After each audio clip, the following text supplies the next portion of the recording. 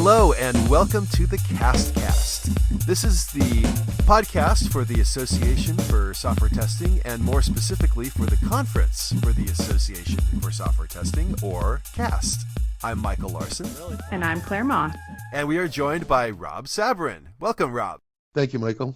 So one of the things we like to do for everybody that we have on the podcast is kind of do a little run through of their backstory and get an idea of how you got to where you are, what motivates you, and in our case specifically, what brings you to CAST. And what brings you to CAST is something kind of unique in the sense that you're actually driving the program. This CAST, yeah, but CAST in general, I've been actively involved in since it started in 2006, I believe. So, yeah, what do you want? My origin story? CAST origin story? Go with your origin story, but if you want to do the CAST origin story because you know it, that's great too. Well, I know some of it, not all of it. And I know it's twisted and turned over the years, and I've been around for a lot of it. But my origin story is a simpler one. I started when I was a kid writing code when I was in high school, and I fell in love with software development. And my passion was to become a software engineer from a very young age. And I'm talking about like 12 years old or something back in the early 1970s. I eventually got to university and I found out I couldn't get a degree in software engineering. So I had to become, at the time, an electrical engineer specializing in computers, further specializing in software, which, by the way, led me to having an incredible background in math and physics over and above all the programming type of stuff. My first commercial release was June the 4th, 1982. And I have been involved actively in software development since then, in almost any imaginable life cycle and team construct all over the world, mucking with basically helping people get things done. About 2000, I started my own company, consulting and training in this field, and I've been busy at that since I put the shingle up. Now, why testing? My passion for testing started well before I even knew how to program. I sort of had notions of redundancy and getting things well and things going wrong and breaking things is sort of my mindset from the beginning. And the first software that I ever developed, I would say it's like sculpture. We created really complex test software, and then we chiseled away at it, sort of like Michelangelo chiseling the marble until you got something beautiful inside. So we always started development with testing. So testing was sort of like the way I learned to develop software. Furthermore, my early mentors in professional practice were academics.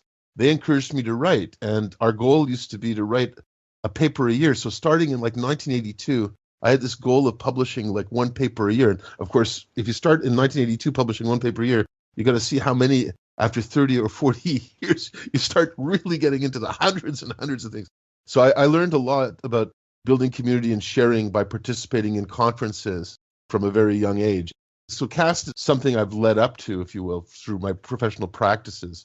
My first conference I talked at was like in 1985. I basically was brought up sort of to hang out in peer community conferences. So that's sort of what I like to do. And CAST is where I sort of like to do it these days. Well, I'm curious about how did you get involved with being an organizer? At the current CAST, it was about a 3-year plan to get involved. So this is I believe it's the third time I've been the program chair for CAST. I personally have sort of an ethic where I do one major volunteering effort for the community every year. And I sort of choose those 2 or 3 years in advance. And so I wanted to do a CAST. For me, CAST is sort of trying to sort of advance the practice, collaborating and sharing experience. And so I basically worked with the board of the AST, sort of positioned myself saying, hey, I'm really looking forward to doing a CAST, pick a year for me. And then once I had that year anchored in there, then I started crafting the theme. And the theme that I wanted to have was about the practice. What better way to express that than saying, what do testers really do?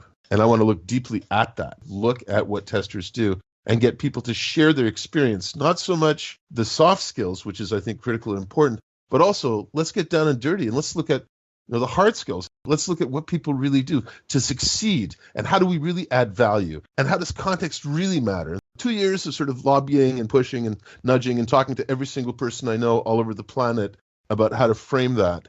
And then, of course, we announced it at CAST 2016 in Vancouver. But that had been already, I had worked on the theme prior to that for probably over a half of a year. So this is not something that we thought up at the last minute. Long time in coming.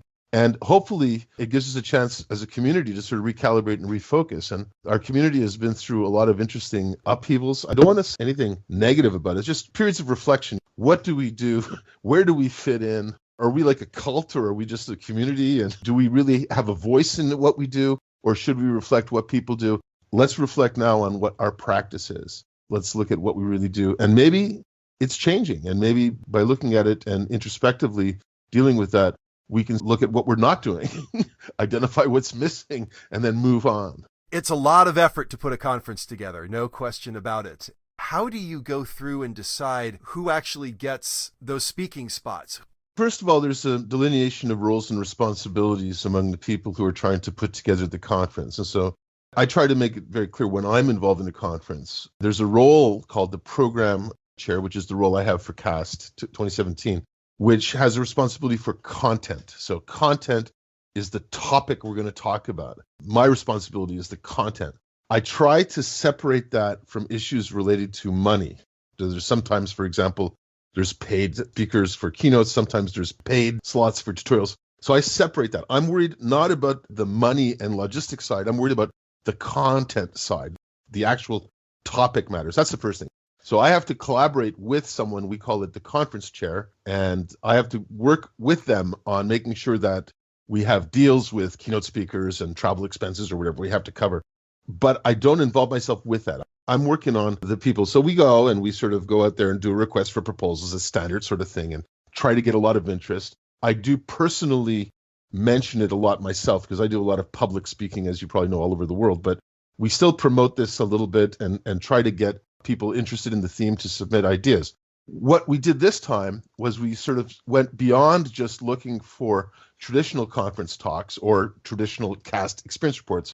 We looked for different things a little bit. We looked for, of course, ERs, but we also looked for things like demos and show and tell style, because I had this image in my head that I wanted to be like a theater where you learn how to do surgery. And if you're watching surgeons practice, you don't interrupt them as they're practicing, but you monitor carefully, and then you sort of look and say, okay, what did I just see?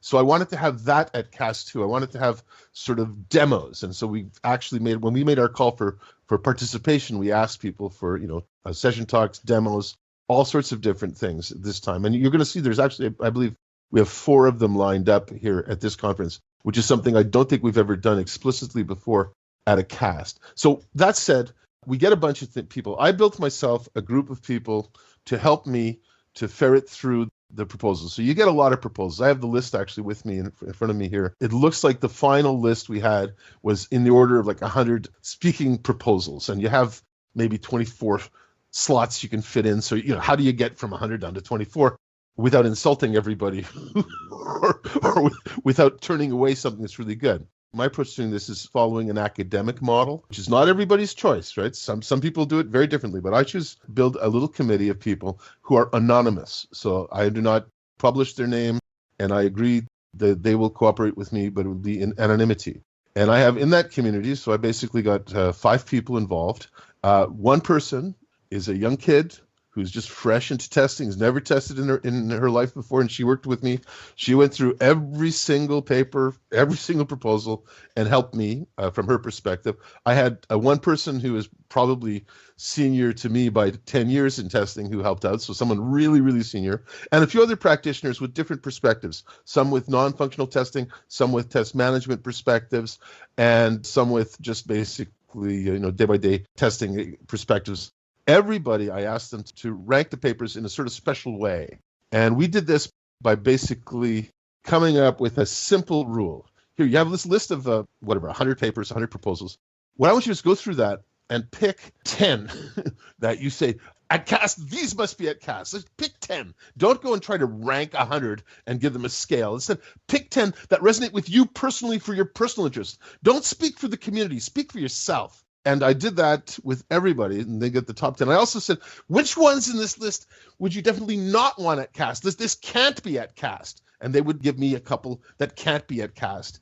So we basically had 3 grades, sort of must have, really would love to have and don't show. When I get 5 different people doing that personally, suddenly now I've got a snapshot of what the community would sort of get out of this if I had this sort of mix of people. And what's really awesome is I get some people, like the young kid there, she had some must-have ones that the senior people said, do not ever have this at CAST. And I love that. Because that's when I see, now I'm at a junction point where I have difference of opinions that are grounded in experience and the desire to learn. I don't want experience to stop me from having a talk, which the people need to learn about. And so this, of course, is what I use. Then I make my own subjective assessment and I choose the ones that I'd like to have. And I don't just take the highest priority ones. I will take some low priority ones. And there's actually 1 or 2 that I personally thought fit so well in the theme that I wanted to put them there independent of the ranking. They got pretty good rankings,